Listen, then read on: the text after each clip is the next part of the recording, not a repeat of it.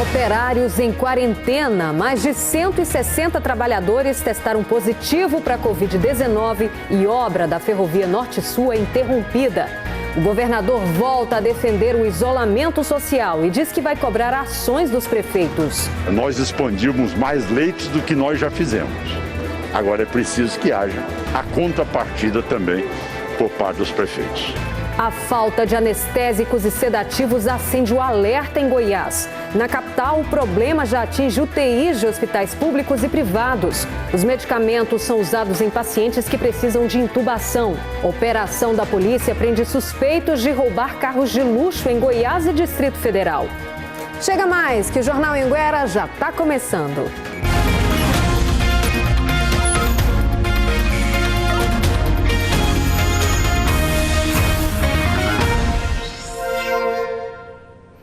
Olá, boa noite. Agora 7h12. A gente abre a edição de hoje te atualizando sobre os números de casos de Covid-19 em Goiás. Segundo a Secretaria de Saúde, mais 21 mortes foram registradas no estado. Então, atualizando aqui no nosso telão, olha só, 384 mortes, 20.116 casos confirmados, 51.507 casos suspeitos e mais de 26.500 casos já foram descartados. E hoje, em Anápolis, o governador Ronaldo Caiado falou sobre os casos de Covid-19 em Goiás. Disse que vai cobrar uma posição dos prefeitos e defendeu que o momento pode ser de um novo período de quarentena. Nós fomos o estado que bloqueou e fez a quarentena na hora certa. Salvamos milhares de vidas. Momento onde nós reestruturamos a saúde no estado de Goiás. Estou convocando uma reunião para segunda-feira com todos os prefeitos, presidentes de poderes, para saber quem realmente quer ter a responsabilidade no momento de poder auxiliar e poder diminuir o fluxo de contaminação ou simplesmente lavar as mãos e deixar acontecer. Não é possível.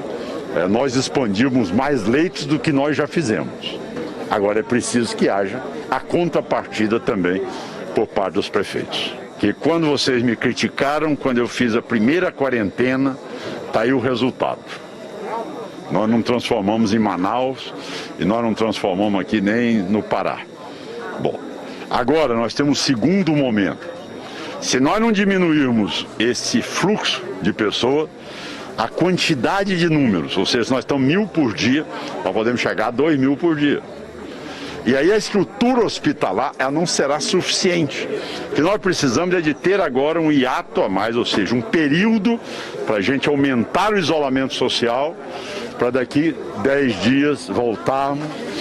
Daí, se precisa, aí um mês, voltarmos de novo, até a gente atravessar, equilibrando o número de casos com a nossa capacidade de atendimento. Bom, em Quirinópolis, a Prefeitura interditou as obras da Ferrovia Norte-Sul. Isso depois que mais de 160 trabalhadores testaram positivo para a Covid-19. O Arildo Palermo está ao vivo com as informações. Essa quantidade representa mais de 60% dos infectados na cidade, Arildo. É isso mesmo? Boa noite para você.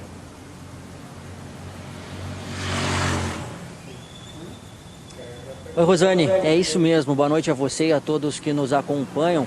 Há 10 dias atrás, Quirinópolis tinha 46 casos confirmados de coronavírus. Agora o número é de 253. E o que mais impressiona é que 65% do número total de casos são dos trabalhadores da obra da rodovia Norte-Sul, no trecho que passa aqui por Quirinópolis. Mais cedo eu conversei com o subsecretário de Saúde, ele me disse que não tem um motivo específico do porquê dessa alta incidência sobre esse grupo de trabalhadores. Mas ele disse que durante algumas inspeções sanitárias da prefeitura, esses trabalhadores não estavam usando máscara e também não estavam devidamente protegidos aí, contra o coronavírus. Por isso a prefeitura decidiu hoje, por meio de um decreto, pela interdição da obra. O prefeito daqui de Quirinópolis gravou um vídeo para a nossa equipe. Vamos ver o que ele disse. Nós determinamos que fizesse o teste rápido em todos os trabalhadores. Foram feitos, de 256, 154 estavam infectados. e a consultora da ferrovia não deu o suporte necessário, o acompanhamento, a informação à Secretaria de Saúde de onde estavam isolados todos esses trabalhadores.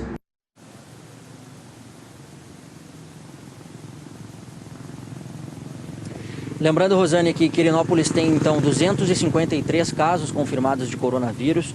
Apenas uma pessoa está internada em um hospital da cidade e 2 pessoas morreram pela Covid-19. Com você no estúdio. Obrigada, Arildo. E olha, o consórcio responsável pelas obras da ferrovia no trecho de Quirinópolis diz que não vai se manifestar. E falando ainda sobre coronavírus na região sudoeste do estado, em Rio Verde, o número de casos já passou dos 5.500 e a procura pelos testes na rede particular de saúde aumentou bastante. A testagem em massa revelou números assustadores. Neste laboratório particular, a demanda pelos testes aumentou 100%. O número de pessoas testadas em um dia passa de 1.000. Os testes sorológicos, que são as investigações para os anticorpos, eles estão saindo com resultado em até 24 horas. O do PCR, por não ser uma metodologia tão robotizada, tão automatizada, ela é mais lenta, ela é mais demorada. Então, conseguimos realizar com até 3, 5 dias. Depois da coleta, os profissionais encaminham o material para laboratórios de apoio que fazem a análise. Só que só é permitido enviar até 50 amostras por dia. E aí os resultados demoram a sair. Seria necessário, né? No caso, ser mais rápido, mas o que foi falado é que a demanda está grande e por isso eles não têm os kits suficientes para fazer imediatamente. Mais ou menos uma semana está demorando. Segundo a coordenadora do laboratório, a demora para marcar os exames acontece porque é preciso priorizar pacientes sintomáticos e do grupo de risco. Infelizmente, eu não consigo atender toda a população rioverdense. A gente está à procura de mais laboratórios de apoio que consigam nos ajudar nesse momento, né? Oferecendo outros tipos de exame. O laboratório chegou a criar uma entrada diferente para as pessoas que vão fazer testes da Covid-19, com o distanciamento ideal entre as cadeiras. Os testes na rede particular de saúde acontecem normalmente em horário comercial, mas a prioridade é sempre de quem tem sintomas. Dá prioridade para os pacientes hospitalizados, né, na UTI, em estado grave, e depois a gente abre para a população externa. A Unimed de Rio Verde informou que a coleta dos exames de RT-PCR segue todas as orientações da Agência Nacional de Saúde e Ministério da Saúde, mas que depende da capacidade de processamento para disponibilizar os resultados. E ontem nós mostramos a dificuldade que hospitais de Itumbiara estão enfrentando com a falta de medicamentos importantes para sedar pacientes. Hoje, nós tivemos acesso a mensagens trocadas entre profissionais da saúde que revelam a falta de medicamentos está alterando a rotina nos hospitais e também no tratamento dos pacientes.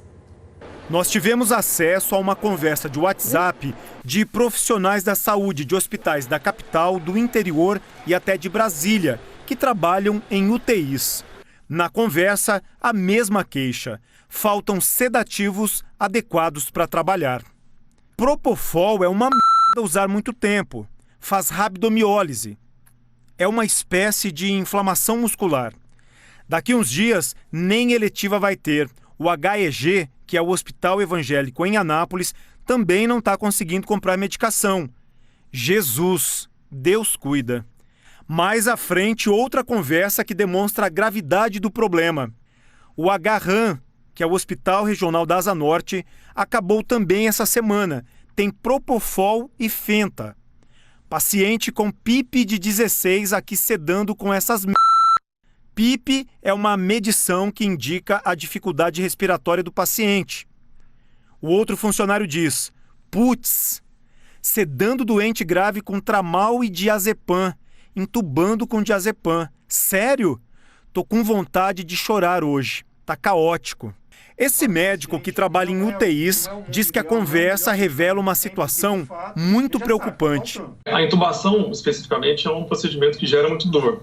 Então, basicamente, é uma interface, uma prótese que você coloca na traqueia do paciente que você vai ligar ao ventilador. Então, a gente não consegue garantir o conforto do paciente, a segurança naquele procedimento com essas medicações. Na capital, o problema de falta de medicamentos para pacientes na UTI atinge as redes de saúde pública e privada. Existe uma preocupação da Associação dos Hospitais com relação à dificuldade na compra de medicamentos analgésicos, indutores anestésicos e também os relaxantes musculares, que são fundamentais. Em todo o mundo, por conta do coronavírus, os governos se preocuparam em comprar respiradores e abrir novos leitos de UTI.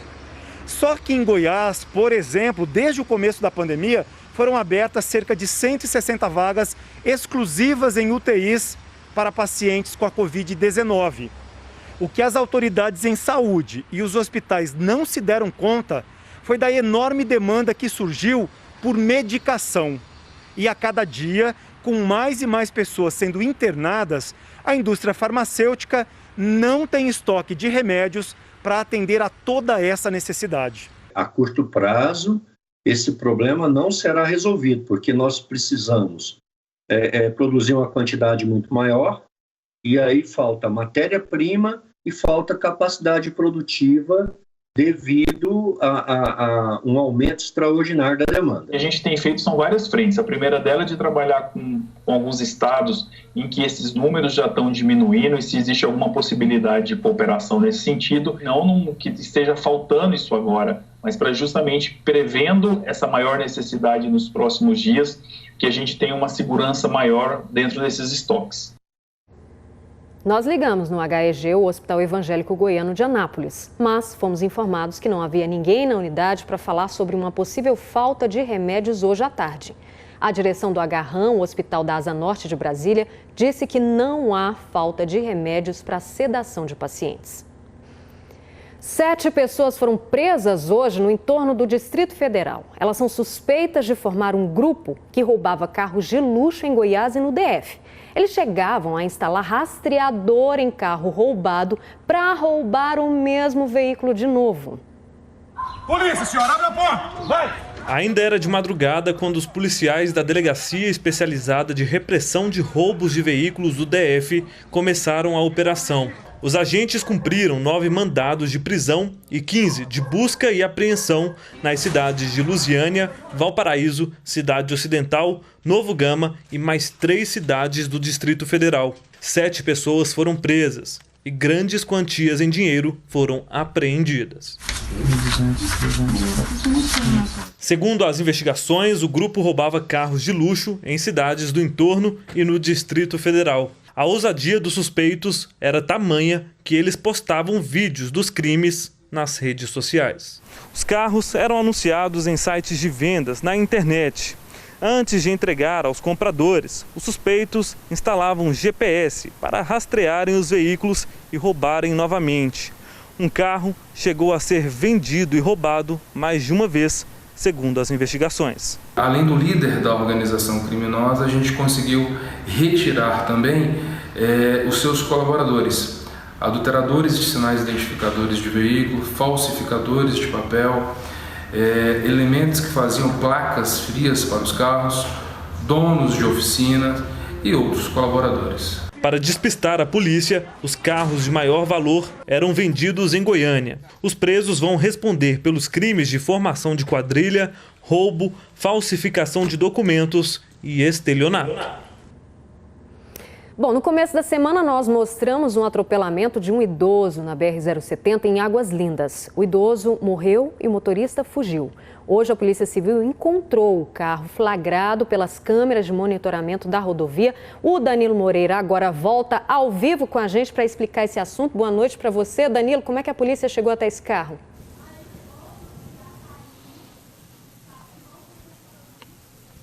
Oi, Rosane, boa noite a você, boa noite para todo mundo que está acompanhando o J2. Exatamente, os policiais encontraram esse carro hoje de manhã, depois de receber várias denúncias anônimas. Essa informação foi repassada pelo delegado Danilo Vitor, que está investigando este caso. O carro estava escondido na casa do motorista. Inclusive, quando os policiais chegaram lá na residência, encontraram esse veículo coberto com uma lona. O carro, como a gente pode ver aí nas imagens, ele estava com a parte da frente, o capô, o para-brisas e teto bem danificados.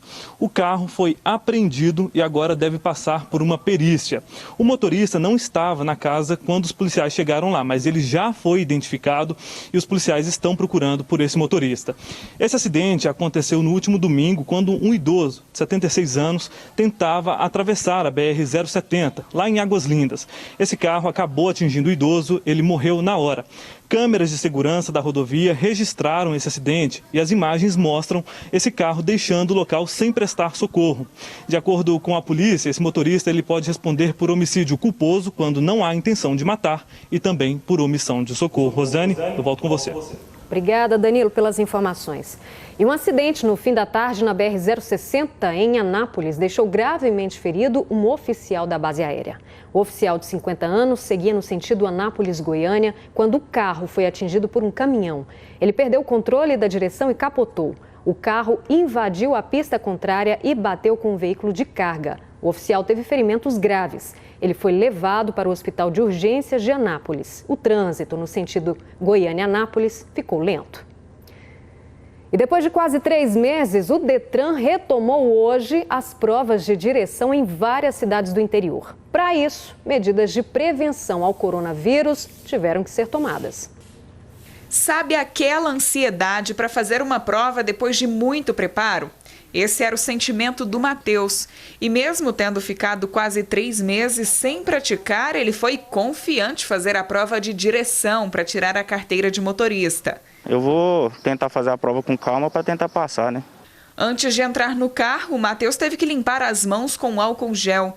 Ele já chegou de máscara, que é de uso obrigatório. Para o instrutor, cuidados redobrados, protetor facial, luvas e até touca na cabeça. E a aferição de temperatura para entrar na sede do Detran também está entre as medidas que foram adotadas para a retomada das provas.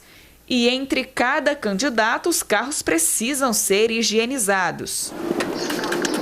O número de provas também foi reduzido. Antes da pandemia, aqui em Anápolis, cerca de 400 candidatos eram avaliados por dia.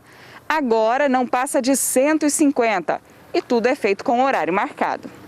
As provas teóricas também vão voltar a acontecer nesse fim de semana. Além de Anápolis, as bancas foram retomadas pelo Detran em outros 12 municípios. Estudos técnicos estão sendo feitos para que nos próximos dias mais municípios sejam atendidos. Nós esperamos também que em julho a gente chegue em mais de 100 cidades pelo interior do estado. Nessa autoescola, cerca de 300 candidatos aguardavam a retomada dos agendamentos. A preocupação maior é com os alunos que tiveram o processo vencido durante o período da quarentena. O Detran já fez um comunicado que vai prorrogar os processos por mais 6 meses. Só que até o presente momento ele ainda não soltou uma portaria regulamentando. A gente está aguardando. Para Débora foi um alívio. Por pouco ela conseguiu fazer a prova dentro do prazo e não vai mais precisar esperar. Bem alegre, né, de poder estar fazendo. E o Matheus e a Débora, que nós vimos na reportagem, passaram na prova e agora vão aguardar a emissão da CNH. Parabéns, viu? Os delegados que investigaram as denúncias contra o secretário de Segurança Pública de Goiás pediram o arquivamento do inquérito. Rodney Miranda foi acusado por um primo do governador de desviar dinheiro público e grampear telefones. A investigação começou no dia 5 de junho e coube ao delegado-geral da Polícia Civil, Odair José, ler a conclusão durante a coletiva à imprensa. No áudio de uma mensagem particular que vazou, Jorge Caiado, primo do governador, acusa o secretário de Segurança Pública, Rodney Miranda, de desviar dinheiro do Corpo de Bombeiros e de implantar grampo telefônico. Ô secretário Rodney, tudo bem? Quem está falando aqui é o Jorge Caiado. Eu quero falar para o senhor o seguinte, o senhor tem que largar de ser caba safado, sem vergonha. Você não vem querer grampear telefone meu. Não sou bandido, sou homem de respeito. Você tá querendo explodir o governo do Ronaldo Caiado, entendeu? Não admito, não aceito. Você fica levando todo mundo na conversa no 71, que você é um 71 bandidinho safado. Você que pegou dinheiro do bombeiro aí, R$1 milhão aí do bombeiro, seu moleque safado. Rodney Miranda se afastou do cargo em férias para que a investigação fosse conduzida. Ficou a cargo da Delegacia de Repressão às Ações Criminosas Organizadas. E a Polícia Civil apurou o seguinte: Jorge Caiado disse apenas que ouviu que o secretário de Segurança Pública estava desviando verbas, mas não citou um nome sequer de onde teria saído essas informações. E sobre as interceptações telefônicas, Jorge Caiado teria dito em depoimento que deduziu que o telefone dele tinha sido grampeado, porque passou a ouvir ecos e ruídos quando realizava chamadas telefônicas. Segundo o delegado-geral, das 7 pessoas ouvidas, 2 são comandantes do Corpo de Bombeiros e a investigação não apontou indícios ou provas de desvio de dinheiro público. Foi consenso dos 3 delegados coordenadores da investigação de não haver mais elementos indicativos, pelo menos desses 2 tipos penais, de modo que entenderam por bem remeter os autos ao Poder Judiciário, com sugestão, claro, de arquivamento.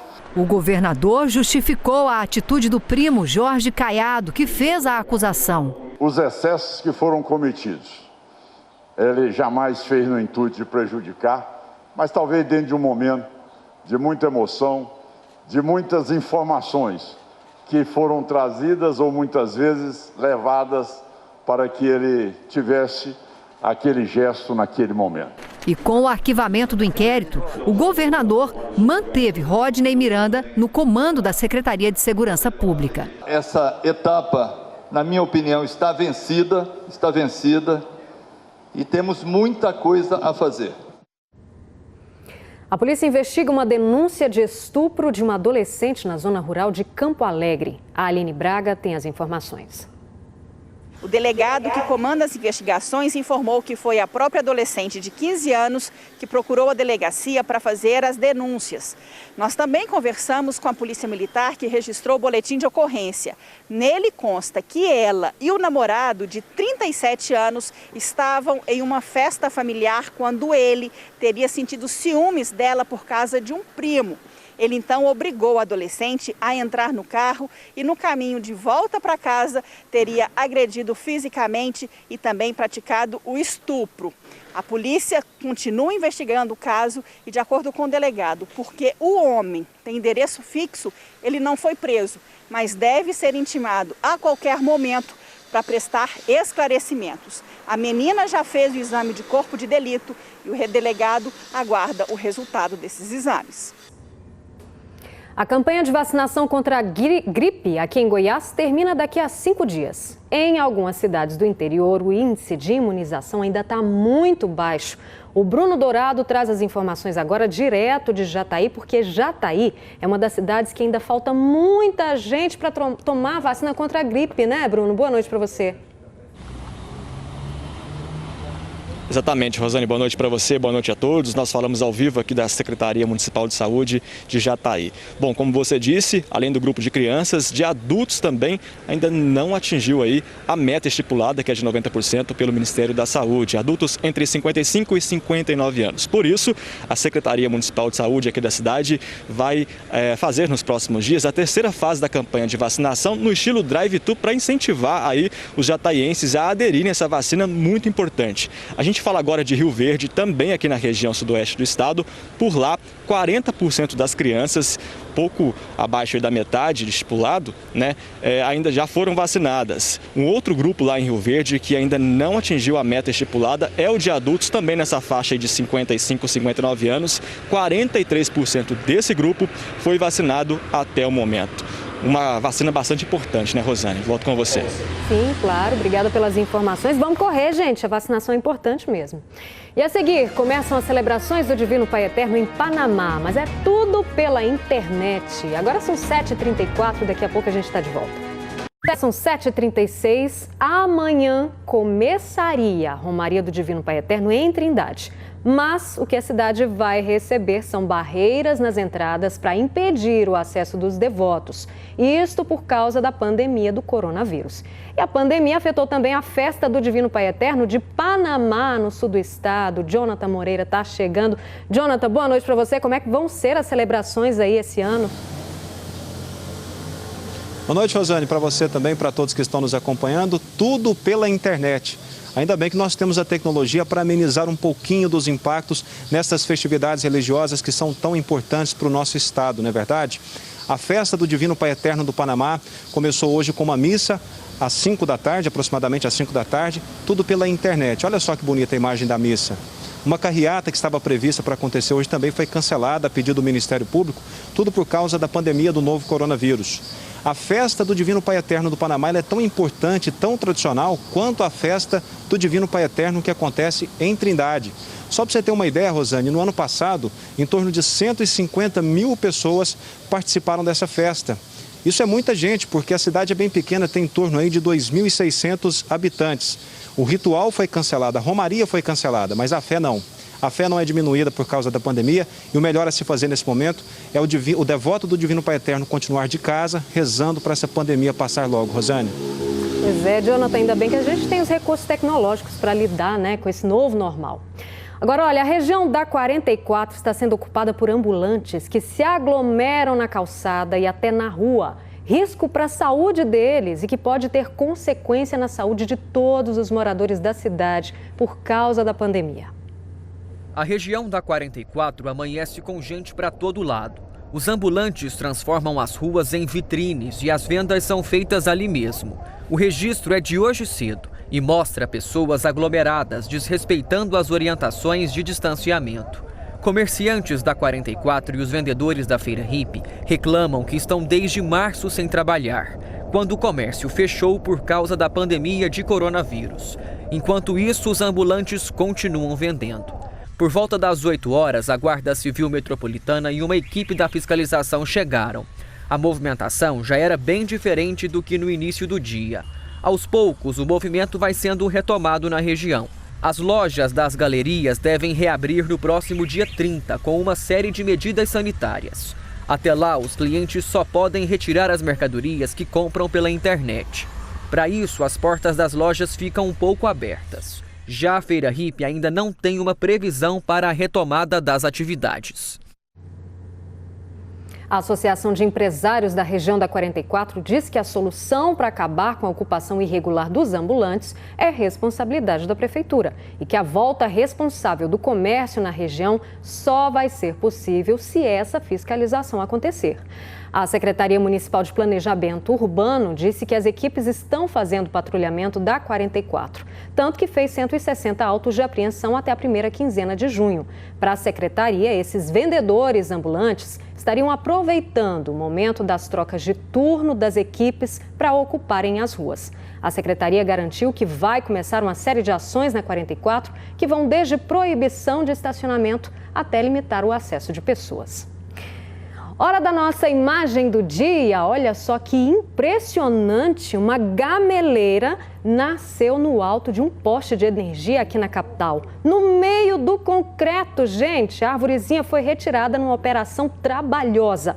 Agora ela vai ganhar um novo lar. A gameleira foi doada à Agência de Meio Ambiente de Goiânia e deve ser replantada amanhã no Lago das Rosas, que fica no setor oeste aqui na capital. E a gente fica por aqui, agora são 7h40, uma boa noite para você, um beijo e um cheiro para vocês, até amanhã. Hoje a gente encerra com imagens de Porangatu. Tchau, tchau.